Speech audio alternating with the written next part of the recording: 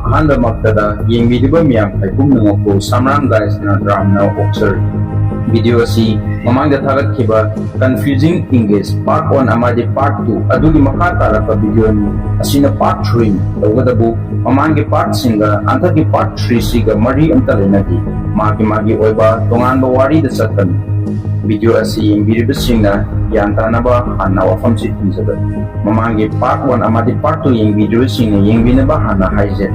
Description da link hapsaran. Ngayag movie story Manipur Shanjitsharma saruba matungda video si hozaragi.